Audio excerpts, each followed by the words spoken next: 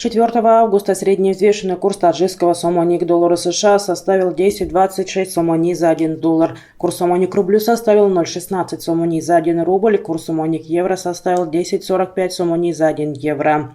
Средний курс и продажи наличной иностранной валюты в кредитных организациях Таджикистана составляет $1 США от 10,26-25 до 10,26 сомони, 1 евро от 10,45-95 до 10,47 сомони, 1 российский рубль от 0,1646 до 0,1670 сомони.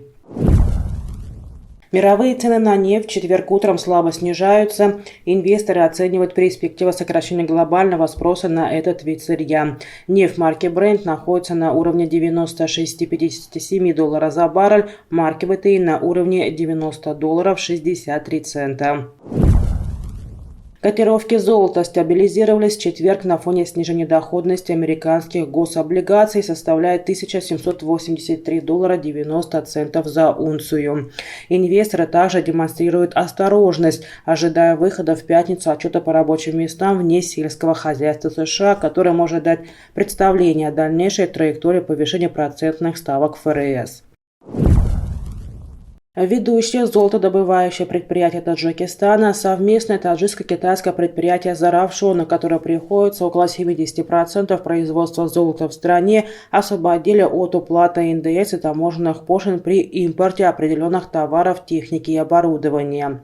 Перечень, содержащий 244 наименования товаров, техники и оборудования, одобрен постановлением правительства республики от 13 июля этого года, которое опубликовано на портале правовой информации Минюста страны.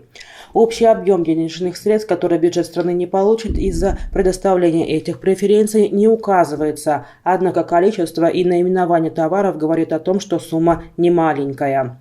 В постановлении говорится, что данные льготы представлены в рамках соглашения между правительством и ИСП «Заравшон» по комплексной разработке месторождения Тарор, Джилав и строительству металлургического завода по комплексному извлечению золота и меди.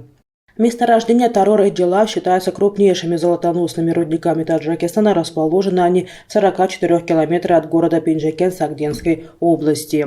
Соглашение было подписано сторонами 12 декабря прошлого года. Ожидается, что строительство завода будет завершено в течение 2 лет. В эксплуатацию его планируют сдать к концу 2023 года.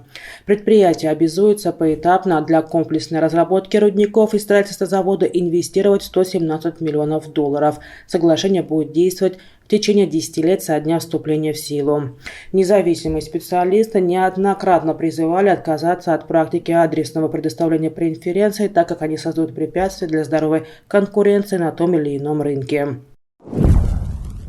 2 гидроагрегата Рагунской ГЭС, работающие в настоящее время на малой мощности, поставили в электроэнергетическую систему Таджикистана в первой половине этого года около 910 миллионов киловатт-часов электричества. Об этом сообщает УАХК Барки Тоджик.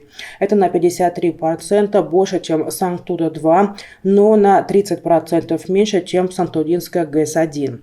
По данным Министерства энергетики и водных ресурсов Таджикистана, общий объем выработки электроэнергии в республике в этот период составил 10,4 миллиарда киловатт-часов, что на 3-4% больше по сравнению с первым полугодием 2021 года. Кредиторская задолженность Барки Тоджик по оплате электричества Рагунской ГЭС к началу второго полугодия этого года составила 786 миллионов сомони. Согласно предварительным оценкам, для достройки Рагунской ГЭС необходимо $5 миллиардов, однако стоимость таких крупных долгосрочных проектов с годами может измениться. В настоящее время Рагунский проект финансируется исключительно за счет государственных средств, которых не хватает для планомерки достройки объекта. Таджикистан в текущем году экспортировал продукцию на сумму в $1 миллиард 215 миллионов 200 тысяч долларов, что на $1,6 миллиона больше, чем за аналогичный период прошлого года. Как сообщили накануне журналистам Душанбе, директор агентства по экспорту при правительстве Таджикистана Шавкат Бабутуда, объем экспорта промышленной продукции вместе с электроэнергией составил $1 миллион 180 тысяч 300 долларов.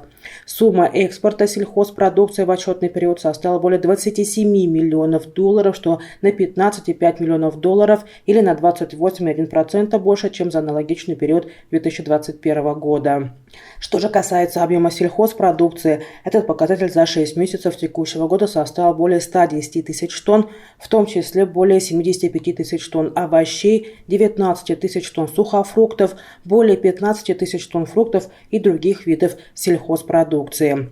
Таджикистан в основном экспортировал и продолжает экспорт таких видов сельхозпродукции, как лук, сухофрукты, морковь, слива, виноград, абрикосы, капуста, арахис, яйца, лимоны и прочее.